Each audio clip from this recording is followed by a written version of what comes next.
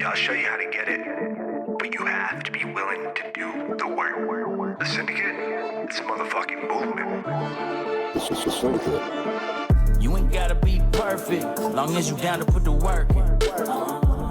If when it comes to the bullshit you allergic, well, you just might be my kind of person. Welcome to the Syndicate, where real estate wholesaling is what the business is. Ain't gotta talk about it when you out here living it. So if you out here getting it, then welcome to the Syndicate. Well, welcome to the Syndicate.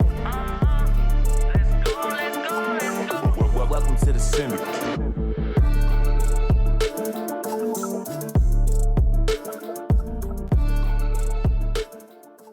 All right, guys, you're listening to another episode of the Wholesaling Syndicate podcast. I'm very excited today, joined by my good friend Joey Bibbo out in Colombia. We're doing this virtually over Zoom. Joey, thank you so much for joining us today, man. Hell yeah, bro. Thanks for having me, bro. Of course, man. Yeah, it's been far too long since we've done one, so I figured it'd be good to chop it up again. We get the event coming up, literally just almost 30 days, but like 45 days out. So be here in San Antonio and kicking it in person pretty soon. Let's do it, bro. I was just talking to Kai before the podcast, guys, and I was like, last time me and him did a podcast, I think it was like 2 years ago. I was still doing on-market real estate, and I don't even touch on market anymore. Everything I do is direct to seller now. So it's just crazy in 2 years since me and Kai last did this, how much things can change. 100%. It really is crazy. Like it's completely, I know your model is completely different than it was then. Like, let's kind of get into that. Like, what made you move away from doing on market, and what's your model look like now? So I basically was getting my ass kicked doing on market. Like, it was just a lot of, with on market real estate, there's a lot of turnover because you don't have a lot of time to work the deals. You usually have 7 to 14 days, maybe 21 days if you're lucky. So one, I didn't like not having full control.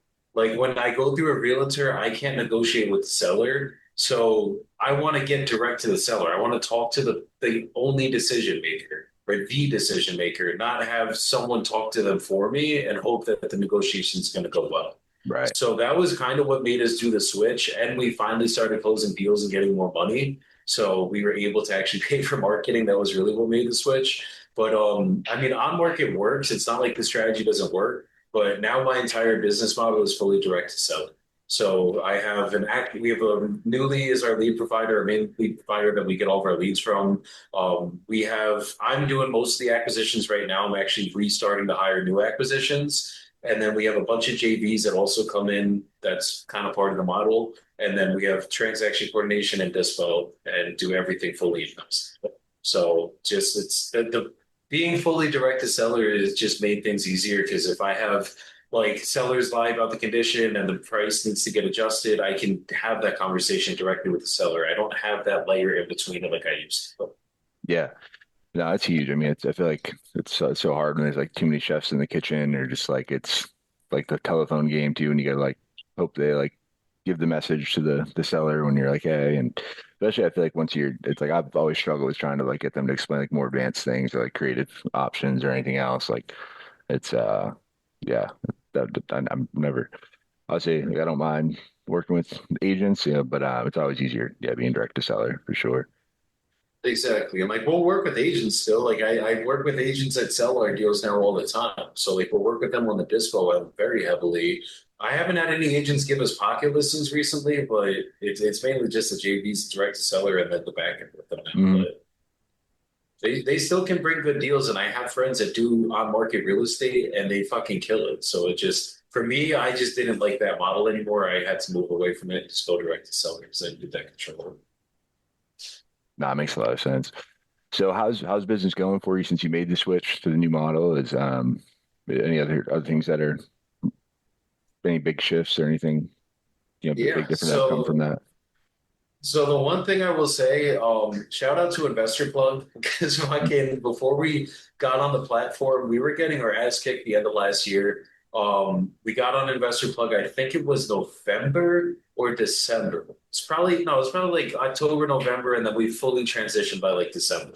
Mm-hmm. Bro, literally that changed everything on our business in terms of the dispo ads. We were locking up deals like the first year directly into direct to seller. it was we got our asses kicked. We had a good year. I think we grossed around 500 grand, but it was like we had so many cancellations happen. There were so many things, good lessons learned. They were all meant to happen. But like we would have 40 deals under contract and we were probably closing like 10% of them, if even that sometimes. Like it wasn't good. Mhm. So there was a lot of good pivots that happened through that. And one of them was getting on Investor Plug because having texting going out and not just calling on Dispo made a gigantic difference. Having text automations, we set up everything. And then also just having like not getting in the rural areas. That was a big Mm. change that we had from 2024 to 2025. Like 2024, I think it was probably around June, we had around 40 deals under contract. We did the beginning of the year, we like started fucking hot. We did like 227K the first 3 months, and then we kind of did a nosedive for a little bit. So in that nosedive, I realized the biggest problem was the majority of our deals were in population sizes under probably 50K. And a lot of them were very hard to move. We weren't listing them. We weren't trying to novate them. We were doing them like investor lift and just fucking reaching out to buyers cold, and Mhm. then we were getting our asses kicked. And so I'd say once we got the investor plug at the end of the year, that was really like the big difference. We went from like maybe assigning, I think we were stabilized around like 2 to 3 closings a month going into December. We were like fluctuating kind of around that point. And then from January on, we've closed, I think, on average, at least 5 deals a month. And it's been fucking like just a gigantic difference. Just getting from, so it's just figuring out the systems internally, figuring out the marketing with Newly, making sure like our leads, we're not getting shit in the middle of bumfuck nowhere. And if we do, knowing what to do with that now, and then just getting on Investor Plug. I think all those combined kind of created the perfect storm for us. Nice, man. I love that. That's huge. What are some of the ways that like you're using the investor plug, or what do you think's been, making the move to investor plug? What's made a big difference, you think? I'd say it's in the automations. So like last year before I was on Investor Plug, we were in Podio, Mhm. and it was just like I remember, guys, me and Kai had a meeting and I showed him my CRM, and like we had someone that was building out a new Podio CRM that was supposed to be all these bells and whistles and all the dope shit. And Kai looks at it and I'm trying to explain it to him and I can't even fucking explain what it is. So it was just like, oh, the premise of what it was we weren't texting. We were only cold calling, and that was it. So like I'd have a lead came in, whether it was PPC, PPL, whatever the marketing source was, and then we're just slamming the phones trying to get them on the phone. And I'd probably be making, like my team back then, acquisitions was making between 100 and 200 calls a day. And we were we were barely getting 5 offers out a day from that. Like it was like we weren't having a lot of conversations. Now we have the drip sequences that go out, plus the AI bot that's in Investor Plug. So we'll toggle between the two of them depending on situations. And even just from the drip campaigns, like fuck the AI bot for 2 seconds, just the drip campaigns themselves, that made like I don't cold call anymore. I don't even go through. I used to go in like when the leads come in, there was like the new bucket that I would just call through all day. I don't even touch it. I'm literally in the conversations of people that responded to our text messages. And I'm sure there's people that were missing out if I was going to cold call through those lists like we used to. But we just have so many conversations to get through that I physically don't even have the time to try to cold call the people. If anything, it's like we're just circling through the people that are already answered back to us. Mhm. And I went from the yet again like 100 to 200 dials to make 5 offers to we're probably making like 20 to 30 dials now to get 5 offers out. Like Nice. that made a big difference where it's like the talk time's it's way easier to get people on the phone, you know, who's responsive, who's not. And then on the dispo end, I heard a stat the other day. I don't know if this is true. I got to go look it up. But the stat I heard was 70% of buyers specifically, are more responsive to text messages than to cold calls. To Mm. calls. And that is so fucking true, at least from what I saw, because that was the biggest pivot that was made. There were 2 pivots made on Dispo. My wife, CLO, she started getting the data Mhm. for instead of Dispo getting the data, like in the past, they would anyone that was in my Dispo seat, they would pull all of the data over, they would put it in the CRM, they would text it, they would call it, and that was the system. So putting her in place and having her just pull the data and then dispo just calls, that made a big difference. And then having those text messages going out. We have a drip campaign that goes out for 14 days. And that has been a freaking game changer. Because like even before we had the drip, just the text blast made a big difference. But now with the drip on top of it, like if they're a real buyer, they're going to answer eventually. And whether they're going to buy that deal or not, at least we're having conversations with them. Right. It's not hard to get them on the phone. And it's like we would have a day last year when we were just doing the calls and we would send the text messages from our phones or from smartphone, whatever it was, where my dispo team was probably calling 200 dials a day and maybe having 5 conversations a day, 5 to 10. That's cold call numbers. That's cool. That's dope, whatever. But now my dispo team, on average, is probably having at least, like, I got to look at the numbers, just talking my ass here for a second, but at least 20 to 30 out of 200 calls, they're getting contacts. Like, it's from the text going out. And not even just that, we're having people raising their hands that are like, I am a buyer, send me the details. We send them the details, and then we don't have to get on the phone with them, and they're texting us back, like, when can I walk this? Right. So it's like that is definitely saved us a lot of time and has enabled us to scale at a higher level where your average dispo person probably can only handle 5 deals at a time, if like efficiently. Where my dispo team is handling 10 to 15 deals at a time right now. And we had a little slow couple of weeks, but we've been successfully moving between 2 to 4 contracts a week, like getting assigned. Nice.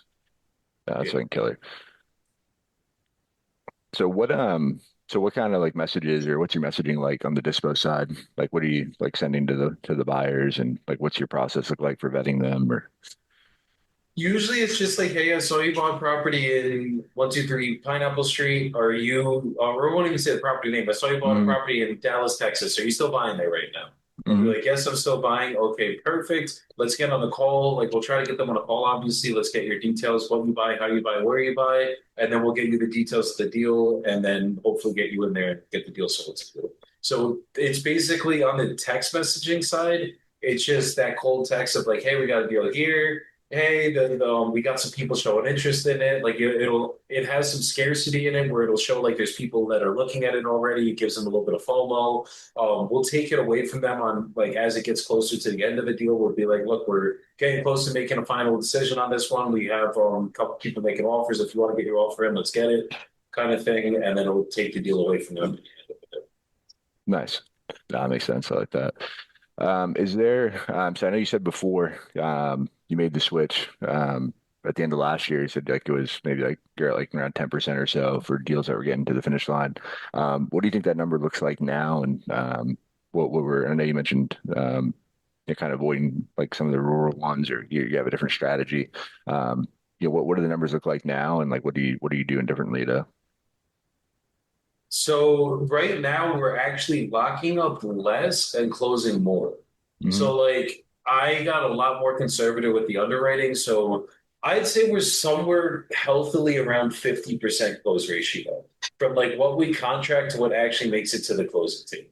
Around 50%. They say a healthy wholesaling company somewhere between 60 to 70. I think we're starting to get up for it. It's just like we're still fully nationwide. So there's going to be times that like we're in a new market and we fucked up on underwriting a deal because we've never been in this market. We didn't realize that like this one street was way worse than that other street, and you can't use those other comps in certain markets. So I'd say there are always going to be underwriting mistakes, no matter how fucking high you get in this business or how experienced you get in this business. I'm sure some of the top dogs fucking still fuck up on the underwriting, but I'd say that healthily around the 50%, and then it's just basically title issues have been a lot more of our issues, more than getting the deals moved recent. That makes sense.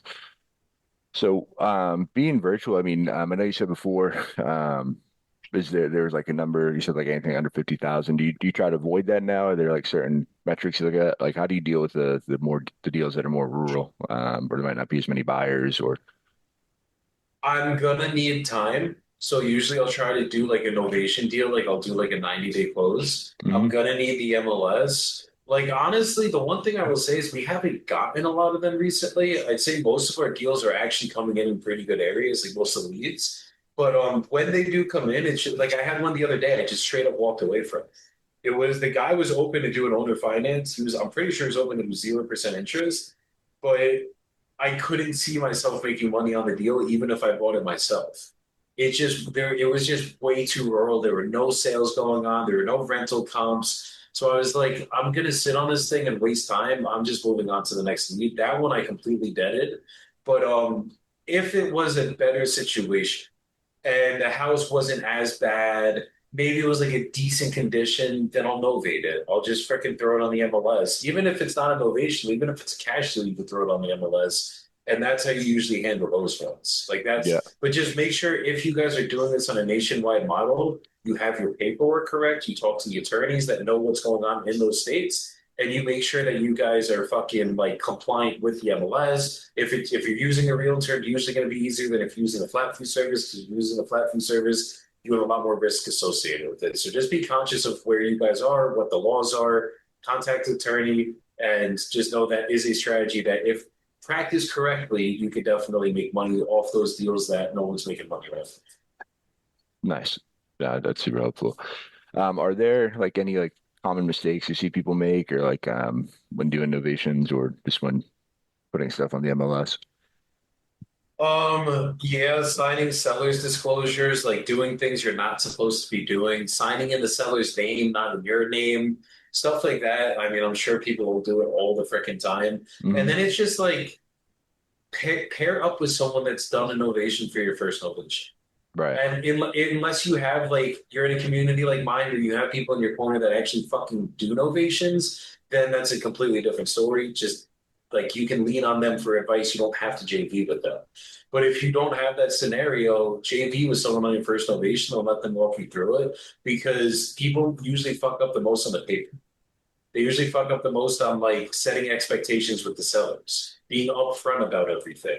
The seller understanding that you're going to be listing it for way more than you have it under contract with them, right? And then being okay with that. As Hmm. long as you communicate the right things and then you know what you're doing, like you're not just like winging it and just trying to figure it out, you're gonna get it to the finish line as long as the numbers are right. But if you just try winging it, like that's where you can get into trouble because there's many moving parts and you're now dealing with a bank that's a lot more scary than dealing with a cash deal. Right. So just be conscious of if you are going to do novations, just make sure you guys got the right people around you and you guys can do it very successfully. Yeah, no, I love that. That's great advice. So let's go kind of run through your team setup. I know you kind of touched on it briefly. What does your team look like? I know it's all virtual. Let's Yes. kind of go through that, and then like how do you like keep the team chemistry virtually, and like what are some like tips you have for people that want to grow a team virtually? Yeah. So I will never have an in-person office, I don't think. I mean, I love working from home. I'm in my fucking house in Columbia right now. I have my beautiful view. I'm not in like a dungeon warehouse or something where it's got a whole chop house or whatever it is. So the way that I structure is through Discord. That is like the best way to run a virtual business because I don't need to be in person. Like, why would, if I don't need to be in person with the seller to close you, why would I need to be in person with my team member to train you or keep good rapport with you or keep a good camaraderie? Like, to me, that doesn't make sense. So this is a very controversial opinion. Every mentor I think I've ever had, except for maybe one, has told me like it's impossible to do it without an office. You can't throw out big numbers without an office. You need that culture. You need everyone to hear each other. I got a Discord that my team calls together. That is the culture. That is the same exact. The only difference is I can't touch you.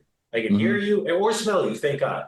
I Yeah. can hear you. I can do everything else. I just can't touch you or fucking smell you. So we do a morning meeting every single morning for about 15 minutes. During that morning meeting, just how's everybody doing? Make sure everyone's mindset's in the right place for the day. And Hmm. then we do a morning creed that is affirmations. So we literally do the Napoleon Hill Think and Grow Rich affirmations. I think there's about like 30 of them. we as a team, I'll start it. I'll have my team lead it sometimes, and we just go through it, and it gets the energy going. It gets good, positive vibes going because what we're affirming are things like every setback is a setup for a greater comeback. I think and grow rich. I am decisive. Like we're saying things that we're affirming that we do in our business every day that are actually getting us closer to where we're trying to go. So that's how we do the morning meetings. Then the rest of the day, the team's in the Discord. I'm usually out of the Discord, honestly, because I'm doing the lives or I'm just making sure everything's going good. I'll pop in there when I need to. And then the end of day, we do a 5 p.m. End of day meeting that we basically do accountability. So we'll go over basically like what you guys do for the day. What if it's this, what deals did you touch? How many dials that you make per deal? How many greens did we get? Greens means like a new buyer is actively looking at our deal specifically. So we'll go over that stuff. If it's acquisitions, how'd your calls go? How many offers did you get out? And then TC, it's almost like an inventory meeting every day. We go over like, okay, we have this deal assigned. Where are we at with title on this? Where are we at with title on this one? With Branda, that's our other internal TC now. It's like where have you been able to touch this seller? Were you able to get these photos for this property? Just making sure the whole business is running. That's how we do it fully virtually. That end of day meeting is between 15 to 30 minutes, depending on the day and how quickly everyone moves through it. But I'd say just having those touch points is the secret to doing it virtually. If you don't have those meetings and those cadences, everyone's just fucking running by the rim of their seats. Like it's not there's no camaraderie now. There's no schedule. There's none of it. You know what I mean? So it really is important to just make sure that you have those touch points. And then I also will do one-on-ones with my team where I do about 15-minute meetings with them, just one-on-one, like quick trainings, quick hits of training. Just make sure like we'll do a call review, we'll go over like a negotiation, we'll do a role play, something like that to just make sure that they're staying good on their sales skills. Brandon's staying good on her communication skills with the sellers. Priska's staying good at talking to title companies, getting problem solved, stuff like that. So and then basically just a quick structure. It's literally begin acquisitions, bunch of JV partners that give us deals as well. Branda is our internal transaction coordinator. She basically does the in-between from when a deal goes under contract to when it gets to title. She doesn't do the title work. That's all Priska. Priska only deals with title now going forward. She doesn't deal with the sellers. Like she'll talk to the sellers when she needs to, but Branda is the main point of contact for the sellers once we lock up a deal. She does a weekly touch-in. And then my wife Cielo is basically Branda. Priska deals with TC. My wife Cielo, she does all of the list building. Santiago does the cold, so he calls all of the cold buyers. And then Mauricio calls all the warm and hot buyers. And then Mauricio will also call the cold buyers when there's too many cold for Santi to hit, and there's not enough hot for Mauricio to hit. And then Santi will call the hot buyers when there's too many hot for Mauricio to hit and not enough. Like we don't need more quotes to come through kind of thing. And I'm essentially building out more people here in Colombia that are going to be next to Santi that will be calling more cold people so we can take on more deals. Nice. No, that's huge. So how does the Discord work when they're making calls together? I mean, do they can hear each other make calls or what does that look like? So we like to have a little etiquette in there. So like obviously like we don't want everybody just screaming the entire day. So like if Santi gets a call, sometimes he'll mute himself unless he wants to be heard. Like he wants like Mauricio to hear his call or whatever if they're both were just talking something like that. Same thing with Mauricio. And then we have different channels. So we have our Dispo channel, acquisitions channel, and then our general chat that TC usually hangs out in. So that's just how everything's set up. And then it's almost like a Slack channel where you could have like the chat channels in there and everything. So we communicate through our WhatsApp more than our Discord. WhatsApp is like I feel like that's the easiest way to communicate. But then any important shit that we need pinned, that goes in the Discord. So like freecallregistry.com to re-register our numbers, stuff like that. That's all in there so that we don't have to go digging for it every time we have to look for stuff. Yeah, that makes sense. What do you use free call registry for? That's if your number gets marked spam. So if you guys ever have a number that gets marked spam, you basically register your number again with your LLC. You give all your LLC information, everything, and then they'll register it through all the major phone carriers, Verizon, AT&T, T-Mobile, whatever. They register it through all the big guys. so your phone no longer comes up as spam. So we basically do this about once a month. Well, we've probably done it once every 6 months. We're starting to do this about once a month now because you need to, because your numbers get more spam when you do a lot of calls and texts. Nice. No, I think it's a huge gold nugget for people. And you said it's just freecallregistry.com? Yeah, freecallregistry.com. Nice. That's super cool. Or yeah, free caller registry, I think. I'm sorry. Free call what? Free caller registry. Free caller registry. I believe that's Yeah, I was using one before. I don't know if I checked that one out. I give them a look. I think I had like a paid one. And I think Twilio just dropped something. I haven't looked into it yet. But it's like a trust hub. And they give you like a score. But all the shit in Twilio is just like it's fucking super complicated. It's not like, I mean, you can, once you figure it out, it's fine. But yeah, it's a lot of their stuff's like annoying to do. It is complicated. Trying to register those numbers, like a couple times with the text messages, I was like, what the hell is going on? And then you figure it out. It's super easy. But it's like a maze to get there. Yeah, for sure. No, it's definitely built like for coders. It's yeah, there's just a lot going on in there. And so yeah. But awesome, and I had some great tips. So if someone wants to like start like building a virtual team, what tips would you have for them? Or what are some things they should do, like, or get organized first before they start hiring? Make sure that you actually like have wholesales closed, like you have a process that works already before you build out a team. A lot of people try to build out a team before that. And it's like, just make sure this goes for any team building, obviously, not just virtual, but just make sure you guys actually have fucking like experience and you know what you're doing. You have a process that's proven that works. Then you can start to build it out. But one thing I will say on a virtual side or on any side, build it around you.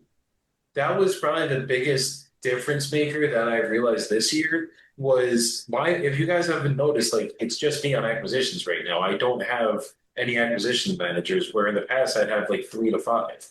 And it's dope because like literally I am the acquisitions guy. I am the best one at acquisitions. To try to replace that, it's very doable. It's absolutely possible. But like, why would I replace that first? Think about it. I don't like doing TC and I don't like doing Dispo. I'm very good at both. Like I'm fucking phenomenal at TC and phenomenal at Dispo because I've had to be.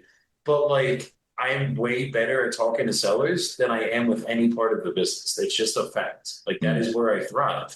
So I build everything around me now. And that's what's made everything function better. I am not the most naturally organized person. I try to get more organized by the day. I have 2 people, not even 1 now, that organize my ass. 3 people, actually, including my wife, that organize my ass on a daily basis. That made a gigantic difference in my business. Things that were getting put off are no longer getting put off. All the systems and the boring stuff that like I know we need, and I have to do it. It's part of it. If you don't have the right systems, you don't have a real business.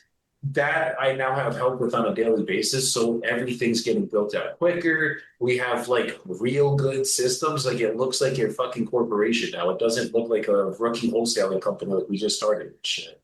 So I'd say just building it out around yourself is the biggest thing. Yeah. And then just make sure that you set the right expectations with your team. You have a cadence with them. The cadence is the biggest thing. Make sure there's expectations like, if you're doing this with me, it is only with me. There is no like you're fucking working on 4 different teams and this is a part-time thing for you. My rule on my team is you're either all in, you're all out. You're either 100% full-time with me, commission only, or you're all out. And that's it. And that's how I built it. So that's our rule. And I feel like that works the best. And it's just being upfront. Like, obviously, if my team ever needs, once my team's fucking killing it with money, we're all going to buy properties together. I'm going to let them buy properties whatever the fuck they want. Like, I'm not going to sit here and be like, you guys are not allowed to do business. But it's just when it comes to wholesaling, it's like, that is our business. You got to have a high standard with that, with the people you bring in, and just have that expectation. Like, be serious. If you're all in on your business, the people that come in should be the same. It's just how it goes. And if they're not willing to put it in that way, then they can go find another team that isn't going to be as serious as you. And people might take it as craziness, but you got to be a little crazy to get to where you're trying to go, especially if you're going to do it virtually. Like, you need the culture, you need everyone bought in, you need the cadences, and it is the right expectations. Because think about it. If you work from home, guys, it's very easy to be distracted by fucking everything.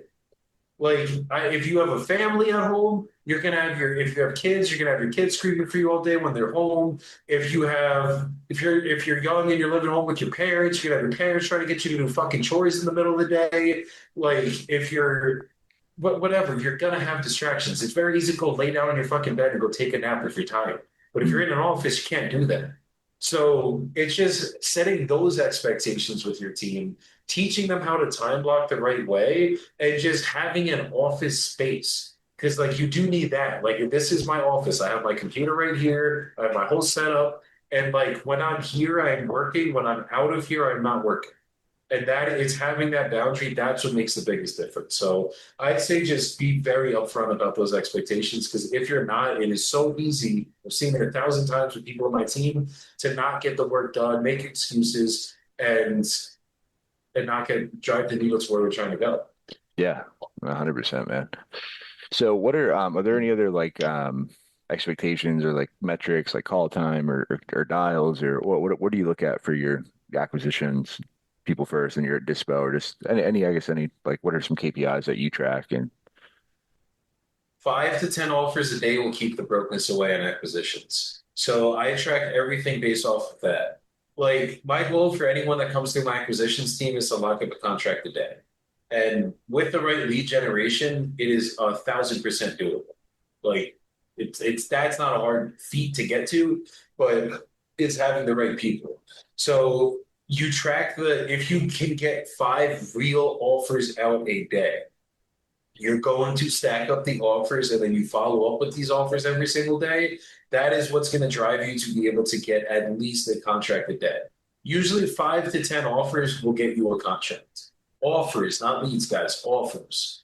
So that's the biggest thing, but every every back end metric behind that generates those numbers, right? So like you can't just think like you're going to call 5 people and you're making 5 offers. So if they don't have 5 offers, now I check dials. That's the next thing. And then when you check dials, at least check dials plus conversations, right? Like figure out, okay, I've had 200 dials today, 20 conversations, but I only got 5 offers out of those 20 conversations. Okay, what happened with the other 15? They're either follow-ups, they weren't able to talk, they weren't real sellers. Okay, beautiful, but you got your 5 offers out, we're good. So that's the acquisitions metric, is those 5 to 10 offers a day. The dispositions metric is how many deals did you touch today? The goal for Dispo is like, if I have a deal under contract, you need to touch every fucking deal that you're assigned to. There cannot be a day that goes by that a deal doesn't get touched, because now I'm letting down my seller, I'm letting down my title, I'm letting down the acquisition manager and the TC. So on Dispo, I more look at how many dials have we made per deal than dials have I made per day. I used to look at dials per day, but it really is dials per deal. Like minimum, you should dial at least 20 people a day per deal, 20 new people per day. If you have that going down on every single deal, they're going to start getting traction. Minimum, though. Like if you only have fucking 3 deals that you're working, bro, you should be minimum dialing probably 75 people a deal if you have 3 deals. Like this. If you're working 5 to 10 deals, yeah, get your 20 to 30 to 40 dials a day. Once you do your time blocks and you get through that last deal, then you go back to the first one and do it again if the day's not over yet. So that's what I look for. Obviously, we'll track walkthroughs, we'll track offers. The goal on Dispo is to try to get to 5 offers per deal. If I have an offer that we're already making good money on and it's acceptable, I will take the first one. I think a lot of people preach against that, but I've had times in the past where we didn't take it and we got fucked. So basically I just make sure we're getting offers in and that every deal is getting touched on a daily basis. That's my biggest metric for Dispo. Nice. Yeah, I think that's huge. Awesome, man. So what's it like living and working in another country? Like, were there any big things you didn't expect, or like what's it like just with your day to day? Yeah, so I have a better routine than I had in the US when I'm here. Like when I was in the US, I had my routine. I would go to the gym, I'd meditate, I'd go to the freaking sauna place. Like I did all that stuff. That was cool. But I was like living to get by. I was living for the next day. Now that I'm here in Colombia, I literally like I enjoy going to the gym. I have a trainer here. I like my work day is fucking dope. I'm done by like three some days, six other days, eight other days. And it's like I just feel like the energy here is so much better. Like the vibes here are better. It's just a different mentality out here. Like people actually enjoy life. They're not just working to make money. I Mm. think that's the biggest mindset difference out here. And then just being out here in general, network wise for my business, that has been one of the biggest differences I've probably seen because I would have to pay tens, if not hundreds of thousands of dollars to get in the rooms with the people that I get in the rooms with here without paying a penny. Like that has been the biggest difference. With like the entrepreneur scene out here in Colombia and Medellin specifically is fucking gigantic. There's what this kid Thomas, he has an entrepreneurs club. I think he's like 100 members in it of millionaire, seven-figure earners that live in Colombia, and there's like at least 100 of them out here that are seven-figure earners. So that side's fucking dope. And then just business wise, doing it from out here, I guess the only thing was Wi-Fi sometimes. Like for the first month being in this apartment, the Wi-Fi sucked. Hmm. But other than that, I mean, it's like we're doing this podcast. I see there's no blurriness with you. Like Hmm. connection's perfectly fine now. So I think it's kind of the same difference. Nice. No, it's badass, man. Love it, man. So, yeah, I'm excited, man. So it's, like you said, the event's coming up. It's September 19th and 20th here in San Antonio. You spoke at our event last year. Super excited to have you speak this year, and have you, go a bit deeper, give you more stage time this year, which I'm excited about. What can, people expect from the event? I know you've been to our other ones. Any things they should expect and any reasons they should come out? Yeah. So if you guys haven't closed deals yet, you need to be in this room. Like we're literally going to be doing a live boiler room that we're going to be calling leads and helping you guys close leads. That right there, fuck everything else with the event. That right there is like the biggest selling point, in my opinion, that is going to bring people to this event. Because that, like, I've gone to so many events where people just fucking talk and they're trying to sell you stuff and pitch you stuff.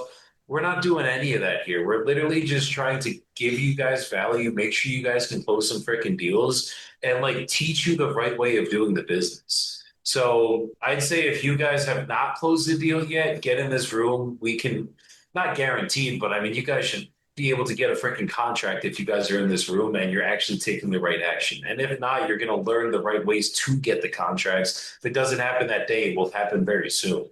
So 100%. I'd say on that end, and then I'm going to be bringing the freaking house. Like I'm going to be literally giving every bit of value I can on that stage. I'm going to be giving you guys every bit of game, all the sales tricks that I use. Like if you guys know me, I'm very good at closing sales. I'm very good at negotiations. So I'm going to be going over a lot of the tricks that I use to actually close these deals, how to like level with these sellers and buyers and title and everyone involved, and just show you guys the right ways to do this stuff and just show you guys a lot of really dope things that have helped me make a lot of money in this business. Love it, man. No, I'm excited. Yeah, it's gonna be a badass event. I think you hit the nail on the head perfectly because I think that's one of the things that separates our events from a lot of other ones out there. Is it's not a pitch fest, right? We're not here just to sell you one thing after the other. Because I personally can't fucking stand those events, and that's one of the reasons I made this event. But I mean, everybody that we invite to speak and everyone that comes, I mean, they're all go-givers. They lead with value, and yeah, I'm really excited that we have 2 whole days this time to really go deeper and just give a shitload of value. Oh yeah. No, this is gonna be a fucking probably the best syndicate event that we have done. So I'm excited for this one. It's gonna be a really good time. And if you guys are in the San Antonio area, or if you guys could fly out, I mean, it really ain't that expensive. Come through to this event and we're gonna be having a fucking blast. Yeah, 100%. Yeah, we have people flying in from all over right downtown. So plenty of shit to do. And yeah, it's gonna be a fun weekend. Oh yeah. No, I'm excited, bro. Same here, man. No, it's gonna be great. So awesome, man. But no, I appreciate you chopping up with me. And yeah, I definitely need to, yeah, it was great doing this again. I don't know, my fucking brain's not working today. But what's the best way for people to connect with you online and follow social media? I know you're always doing live streams, making calls. What's the best way for people to follow all the stuff you're doing? Best way if you guys need to reach me is Instagram, shirtless closer on Instagram. And then the best way if you want to like follow what we're doing, come on to Facebook or YouTube, Joey Bibbo on both of those. And you guys can see me going live, calling sellers, locking up deals, talking dispo, doing basically the entire business for you guys live. We're almost done with our 90-day challenge. I think we have like 2 or 3 more days. We're getting close to fucking hitting it. We're at 200 flat. The goal was 250. But even once this challenge is done, we're still going to be going live like very consistently for the time being, probably for a long time. So if you guys want to come find me, come out there. And if you guys ever need help, wholesaling help, I have a community 7-day free trial to get in, and then it's $200 a month. If you guys ever need help wholesaling wise, come through. We do 3 weekly calls, and I'm literally there to just give you guys value. I'm not there to sell you guys shit. It's literally just to make sure you guys know what you're doing. Do this business the right way with the right intentions. Help people and learn how to close deals like I can, because that's really what this shit's about. Love it. Yeah, definitely make sure you guys give him a follow. Yeah, super consistent. Like I said, he's always up doing live streams, making calls, showing you guys exactly what you need to know. So yeah, definitely make sure you go give Joey a follow. And yeah, appreciate you guys listening to the episode. We'll see you all next week.